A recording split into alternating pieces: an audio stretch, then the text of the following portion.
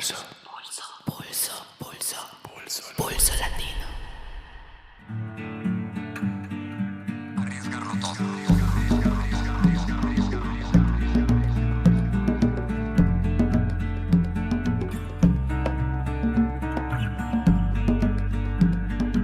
Começa agora mais um episódio de Pulso Latino, o podcast com o mais portunhol de toda a podosfera.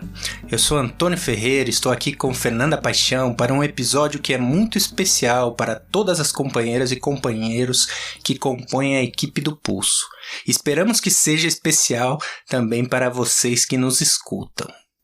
Há um ano atrás, começamos essa caminhada pelas lutas, tristezas e belezas da América Latina. A gente se moveu por um sentido de falta, por considerar que nós brasileiros sabemos muito pouco sobre o que ocorre no nosso subcontinente, que aliás sequer nos consideramos latino-americanos. E assim seguimos, buscando aproximar fronteiras, construir diálogos entre as lutas, refletir sobre nossos destinos comuns, sobre nossos problemas comuns e também sobre as particularidades dos nossos países. E olha que sequer podíamos imaginar o tamanho do nosso desafio. Quem iria imaginar o barril de pólvora que se avizinhava, rebeliões populares no Chile, Equador, Colômbia, golpe de Estado na Bolívia, avanço da direita no nosso querido Uruguai, retomada do peronismo na Argentina, sem contar a catástrofe para a qual nos empurra o governo Bolsonaro e a pandemia do coronavírus. Pois é, neste ano de trabalho buscamos entender estes processos tão complexos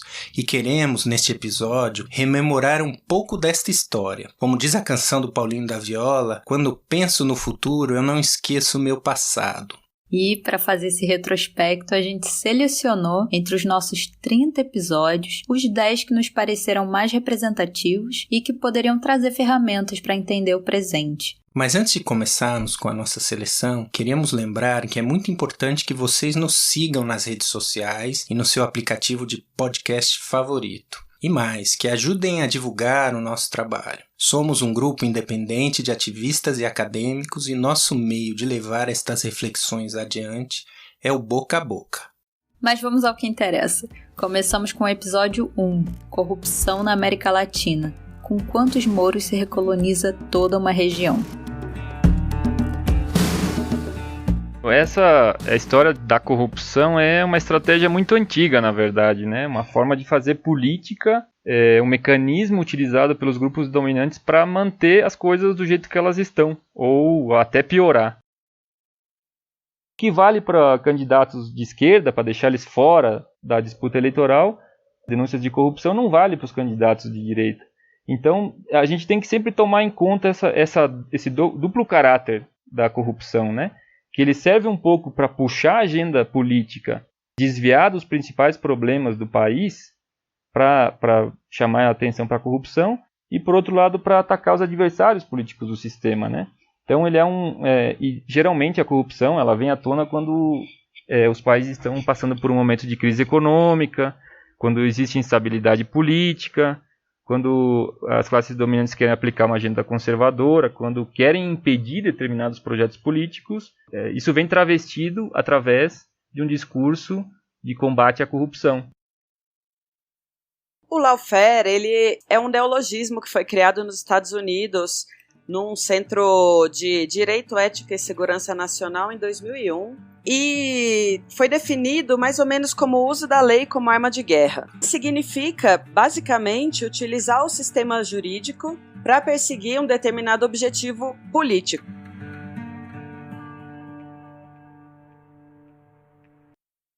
Quando gravamos este episódio, em 6 de junho de 2019, recém vinha à tona, por meio da série de reportagens do Intercept, as conversas nada republicanas entre Moro e os procuradores da Lava Jato. Estava começando o escândalo da Vaza Jato. Pois é. E agora o Moro tenta sair como mocinho, né? Mas ele nada sabia sobre as ligações do clã com as milícias. Um dia antes de sair do ministério, no dia 23 de abril, este senhor assinou portaria aumentando o limite de compra de munição para quem tem arma registrada. Ele não sabia o que estava fazendo? Ele não sabia dos planos de Bolsonaro de armar o povo? Desculpe, armar os bolsonaristas? Então, Será que é uma grande surpresa que o tema da corrupção tenha ficado por um 10º plano? Este gênio do direito realmente achava que ia combater a corrupção em um governo de milicianos e apoiadores da tortura? Bem, agora indo para o episódio 3, a gente abordou a questão do racismo em uma entrevista com a militante antropóloga social Denise Brazão. Em todos os países, com todas as pessoas que eu escuto de várias partes de Latinoamérica, a historinha é a mesma. Pensaram que depois da escravidão, da abolição, que todo mundo ia morrer, que ia desaparecer ou que ia ter a mescla, né, a mistura racial, que no Brasil chamamos de democracia racial, que eu chamo de falsa democracia racial, que é mentira. A mistura tá tudo muito bem, desde que você é mais para branquinho do que para pretinho, né? Se você essa mescla, você ficou mais escura, ai que pena, você não se deu bem na democracia racial, né? Olhando o nosso país, Brasil não resolveu a sua história étnico-racial. Como a Argentina também não. Eu, fazendo essa comparação, a Argentina, eu vim para cá em 2012 com a minha irmã e eu fiquei assombrada, assustadíssima com esse povo. Tiravam fotos, tocavam nossa pele, pegavam nosso cabelo, e aquela exotização chata, hipersexualização que não vou nem falar. Samba aí, vocês são brasileiros, você sabe sambar? É um clássico, O clássico, né? E eu falava, gente, o que tem nesse país? E eu olhava para a sociedade, eu sempre falava, onde está o negro argentino? Claro, dentro da construção de negro que eu tenho. Claro, você não via, né? Não via. E aí nós fomos para Uruguai. Quando nós chegamos no Uruguai, Montevidéu, que eu vi aquela negraiada toda, e candombe, e uma cultura afro muito pesada, eu falei, gente, o que acontece? Claro, existe muito mais expressão, né? Que não é que não tem aqui. Não é que não tem. Primeiro que no Uruguai as pessoas são fenotipicamente mais negras. Elas têm a pele mais escura. Então você reconhece essa comunidade mais rápido, vamos pensar assim, né? Esse povo mais rápido. E depois tem uma cultura negra de candombe, uma coisa assim, que a gente faz logo esse link. Eu fiquei pensando, o que aconteceu de um lado do Rio La Plata, que não aconteceu no outro, o que aconteceu? Voltei com isso na minha cabeça, assim. E quis fazer o meu mestrado na UBA, na área da antropologia social, para investigar os afros argentinos, e no final de tudo, esse estudo, eu terminei investigando a comunidade afro de maneira geral. E o afro-argentino aqui, ao contrário do Uruguai, ao contrário do Brasil, de Colômbia, o afro-argentino, ele passou pela negação, invisibilização. É um país que negou esse grupo étnico. O que não aconteceu no Uruguai, não aconteceu isso no Brasil, não aconteceu na Colômbia, porque o número de negros, pessoas fenotipicamente negras, é muito maior. Uma conversa relevante, principalmente nestes tempos em que a luta antirracista ganha mais espaço na mídia, mas que não seja passageiro, certo, Fernanda? É um debate para estar presente diariamente nas sociedades que, como bem disse Denise na entrevista, é um problema que abarca muito mais do que só o Brasil, só a Argentina, só a América Latina ou os Estados Unidos, onde eclodiram as grandes manifestações em reação ao racismo estrutural e institucional. E a Argentina teve um processo muito particular de apagamento da sua população afro, e é algo que está presente principalmente na disputa de narrativas. Está nos livros didáticos e no imaginário da sociedade. E ainda que em outros países o apagamento não se dê dessa mesma maneira, ele existe. A invisibilização opera de forma sutil porque naturaliza o que não deve ser naturalizado. Como o genocídio da população negra. Não é um caso de um policial que se excedeu ou um caso de uma patroa que foi negligente com um menino. Chamemos as coisas pelo nome, é estrutural, é genocídio. E seguimos com o episódio 4, Balanço do Progressismo na América Latina. O governo Lula, o governo Chaves, o governo Kirchner tem uma presença mais intensa, diferente do México. O México, claro, além de ter uma desnacionalização dos bancos mais intensa, o Brasil tinha um BNDES, o Brasil tem um Banco do Brasil, no México não tem bancos nacionais. Então, esses bancos, eles conseguiram articular fundos públicos para investir em determinadas políticas para o Estado investir. No caso do México, não. No caso do México, o Telecam foi muito mais profundo. Então, o que acontece é que permite a esses países criarem receitas para manter o consenso neoliberal financeiro. para mim, os governos progressistas eles não romperam com o neoliberalismo, porque o neoliberalismo é um marco de práticas político-econômicas que, na verdade, defende que o bem-estar deve passar para o livre mercado, para o setor privado, e o Estado ele passa a ser um operador desses esquemas, mas isso não significa que necessariamente pressupõe a privatização da forma como a gente conheceu nos anos 90, por exemplo. Então, assim, se a gente entende o neoliberalismo para além dessas políticas que ficaram tão famosas como políticas neoliberais, a gente pode compreender o neoliberalismo como esse marco, né, que na América Latina se configura de uma determinada forma e que vai se moldando a partir de táticas e estratégias distintas. Por quê? Porque qual é o objetivo maior, né? É garantir.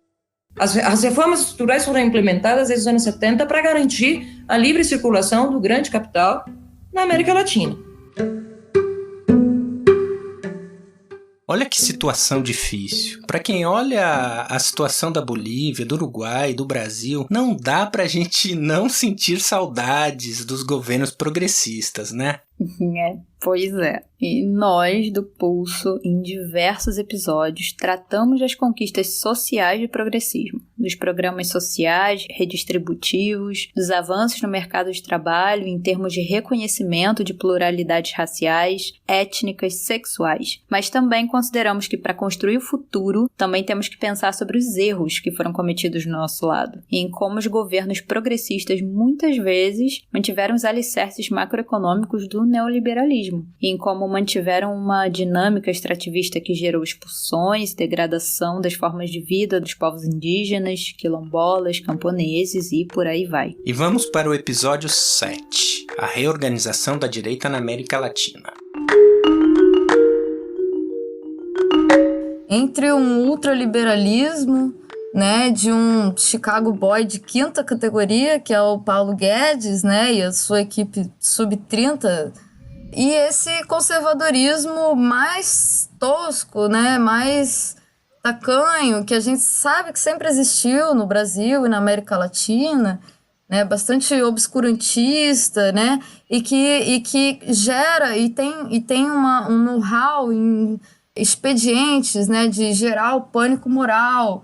Então, por exemplo, escola sem partido, então tem um lado macartista, né, dessa nova direita que o Bolsonaro é mestre, o bolsonarismo é mestre, né, em incentivar isso. Então, o bolsonarismo, por exemplo, é um movimento com esses dois pilares fundamentais, né, a plataforma ultraliberal na agenda econômica e ultraconservadora no plano da cultura.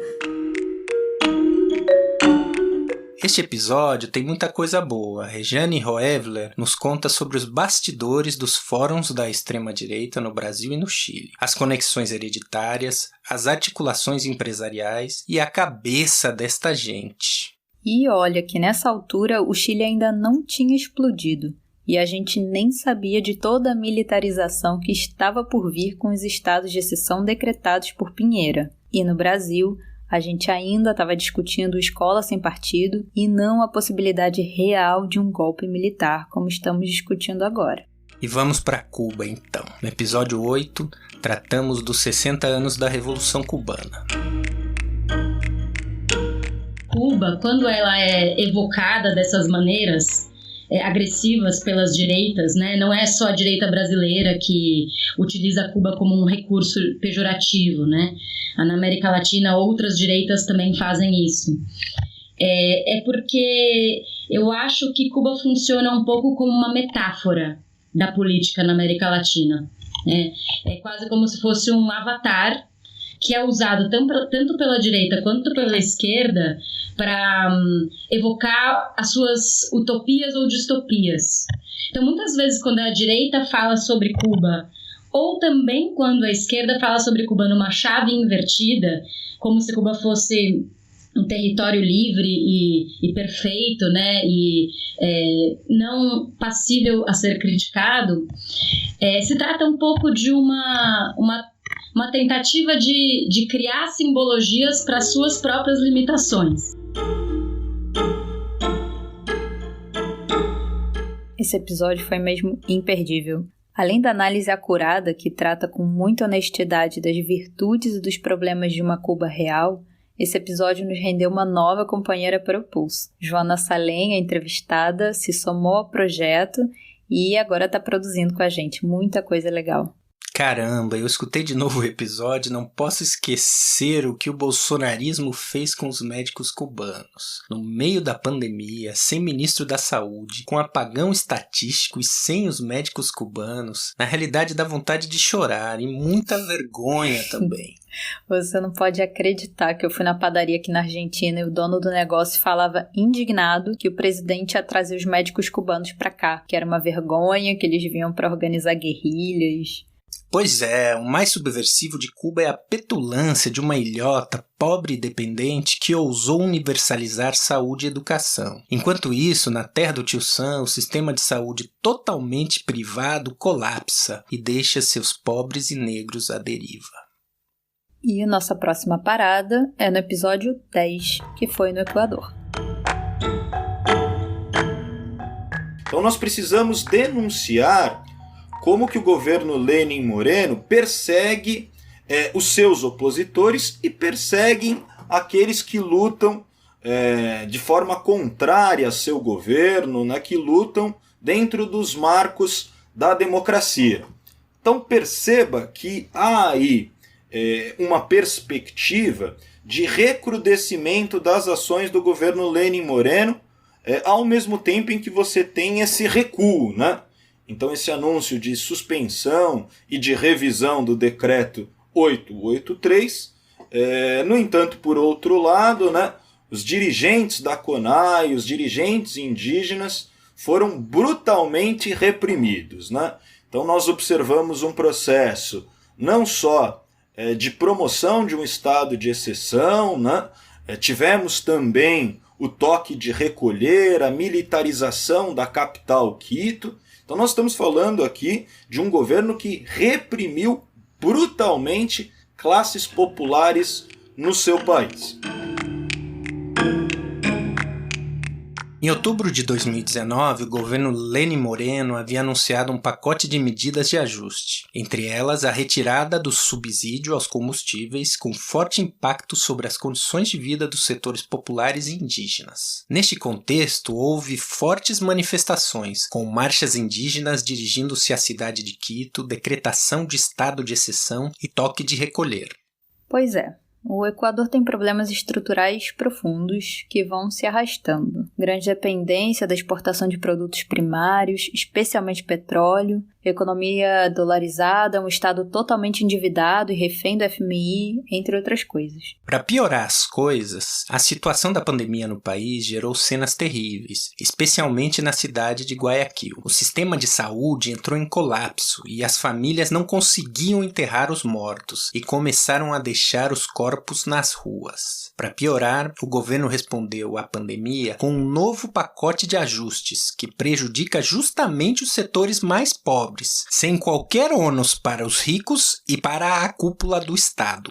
Mas para saber mais sobre a história do Equador, você não pode deixar de ouvir esse episódio. Vamos agora para o Chile. No episódio 11, tratamos do Outubro Chileno, uma verdadeira insurreição popular no seio do país que era até então a princesinha dos olhos do neoliberalismo.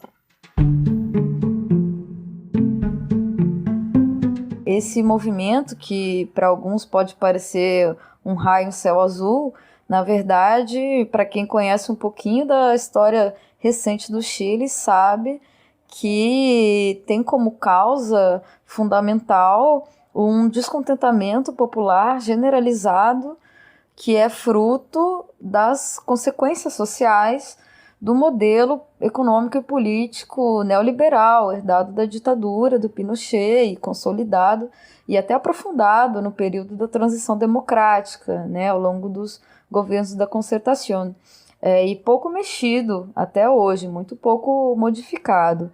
Então são tensões acumuladas durante muitos anos e que levaram a uma situação insustentável. Você já deve ter escutado alguém dizer: olha o Chile, que lindo, que desenvolvido, lá as coisas deram certo. Pois é, pega a música do Lulu Santos, os mais velhos vão conhecer, e troca a Califórnia pelo Chile.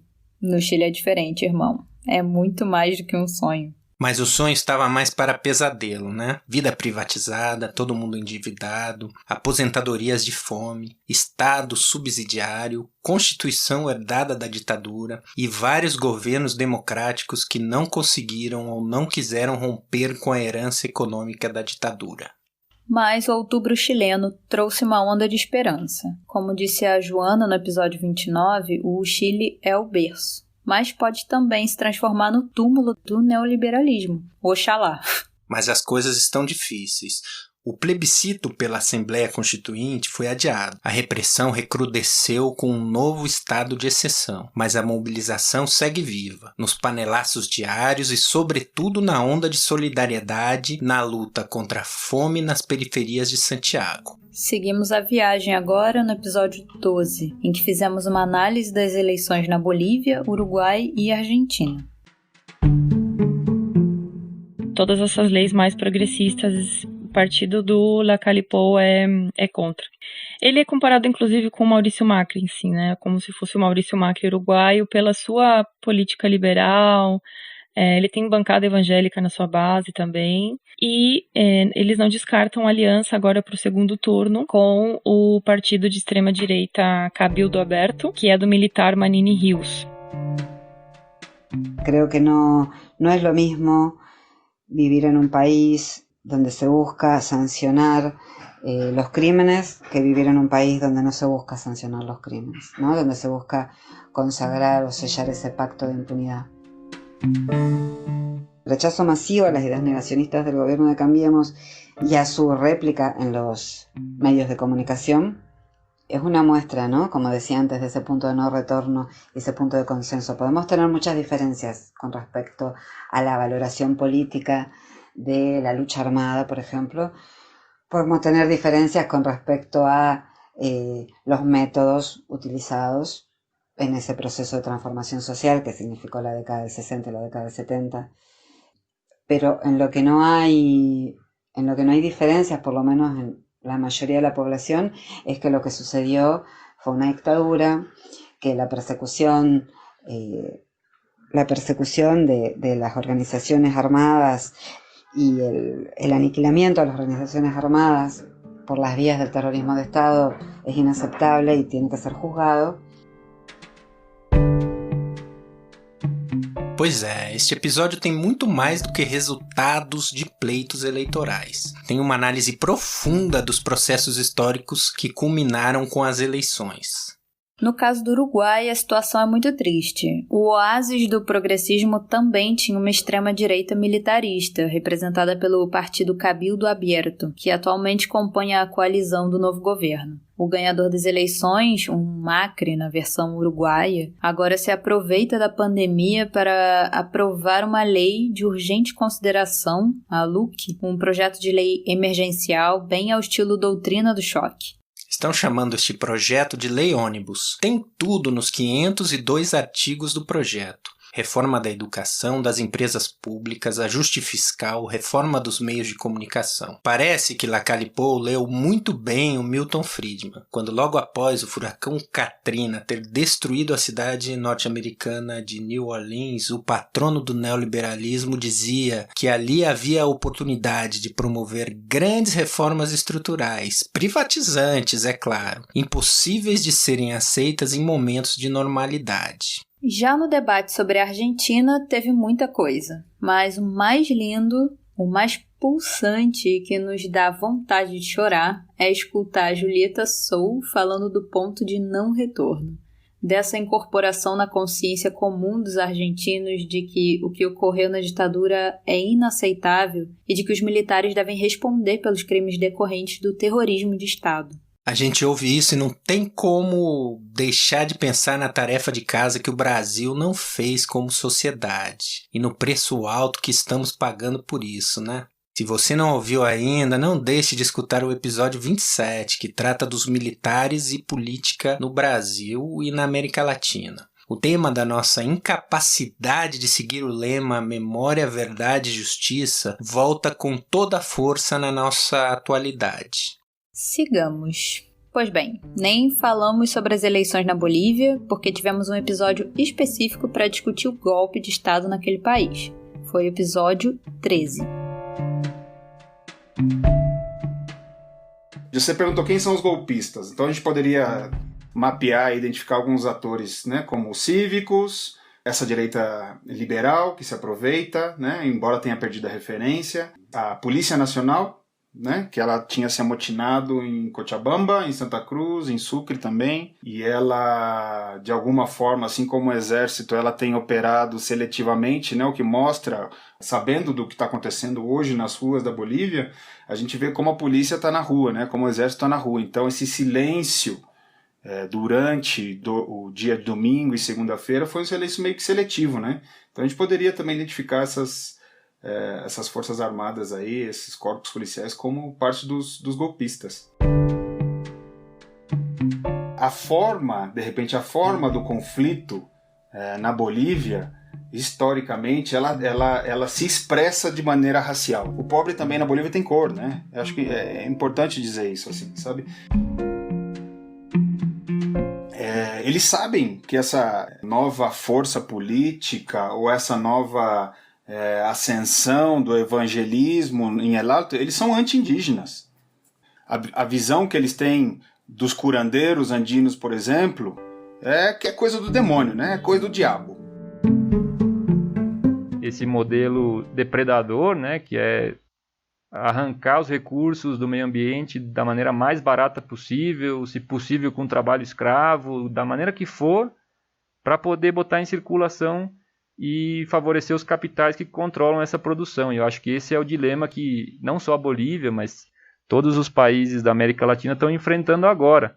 Essa voracidade do capital, que se expressa também numa política de intervenções, né, orquestrada pelos Estados Unidos, claramente, a Organização dos Estados Americanos. Aí a gente vai ver, aos poucos vai sair a informação da ingerência dela nesse processo da Bolívia, né? Essa população que está se levantando, uma população que, em parte, talvez, gente que era crítica à forma como Evo Morales estava conduzindo o processo eleitoral, né? Mas que também sabe que o que vem vai cair no colo dessa direita fascista, protofascista, que promete destruir esses pequenos avanços também que foram criados ao longo desse período. Que tristeza nos dá quando a gente fala da Bolívia, né, Fernanda? E de quando gravamos o episódio pra cá, a situação na Bolívia só se degradou mais. Massacres em El Alto e em Sacaba, repressão pelo exército e pelas forças policiais, avanço do evangelismo e do conservadorismo religioso anti-indígena. Bem que o Eduardo falou que devagarinho íamos entender melhor o papel da OEA no golpe.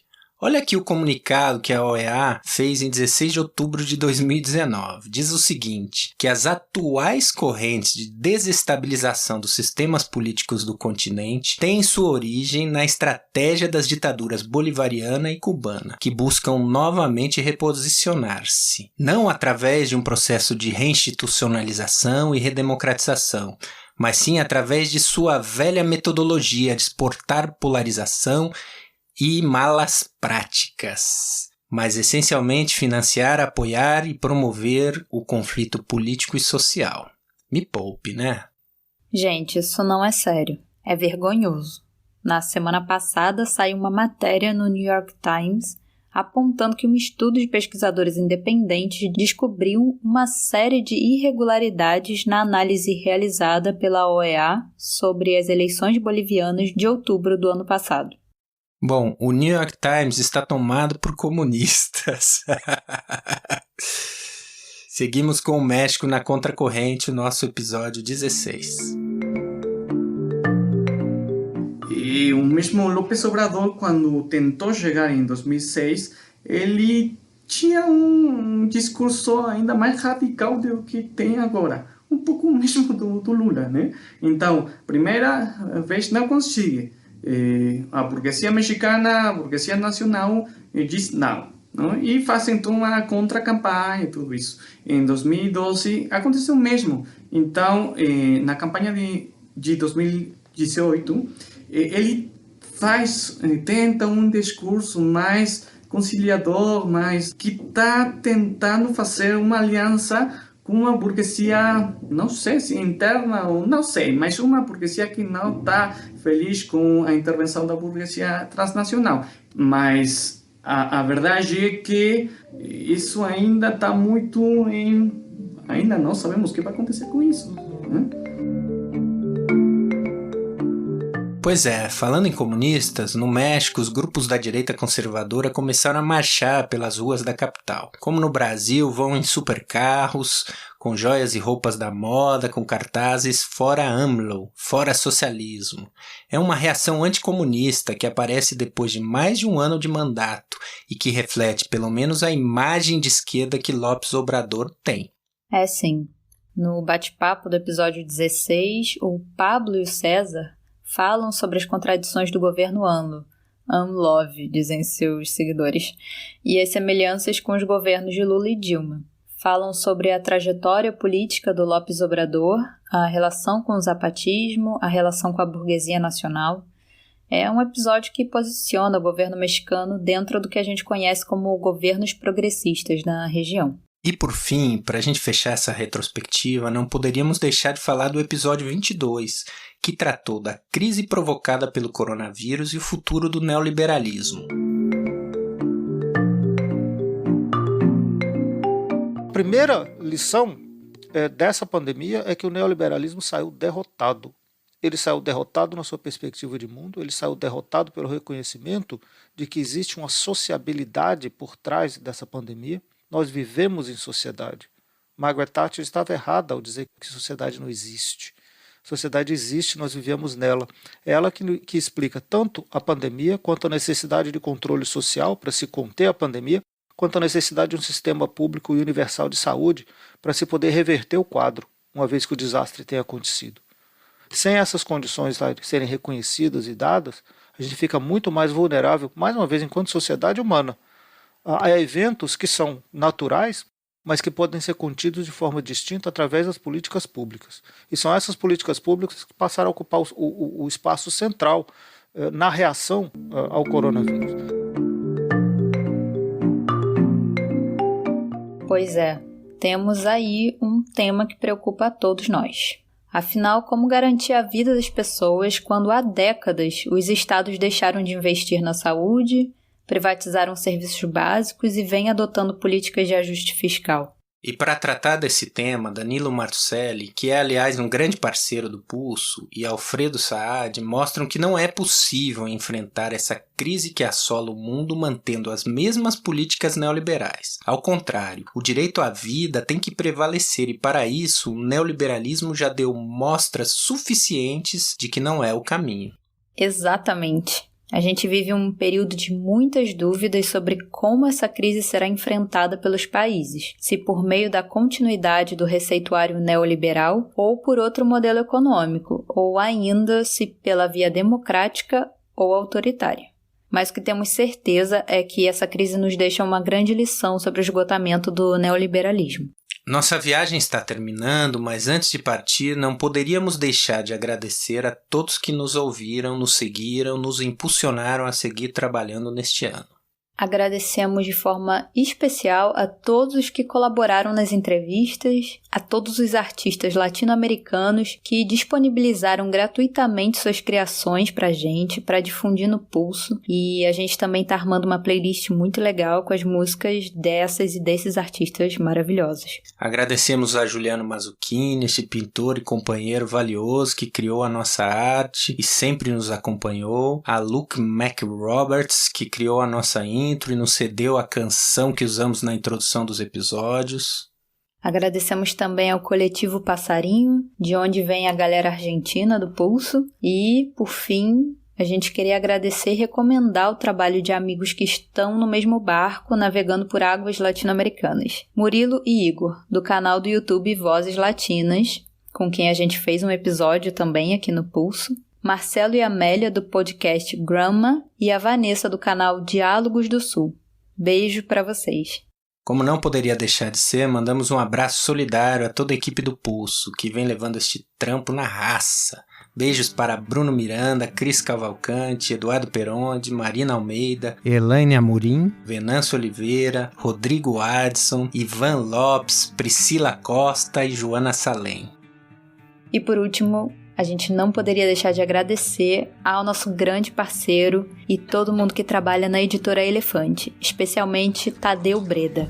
É um orgulho muito grande a concretização dessa parceria com vocês. Realmente a Elefante é uma editora indispensável para a difusão da reflexão crítica latino-americana, da luta antirracista, feminista, anticolonial, ecossocialista e muito mais. Novamente sorteamos um livraço da Elefante. O livro da vez, em homenagem à luta antirracista da comunidade negra norte-americana, é a obra de Bell Hooks, chamada Erguer a Voz. Confira as nossas redes para saber como participar do sorteio. Estamos como Pulso Latino Cast no Instagram e no Twitter, e no Facebook é só procurar a gente como Pulso Latino Podcast. Seguiremos juntos nessa empreitada latino-americanista. Até o próximo episódio. A gente se vê lá.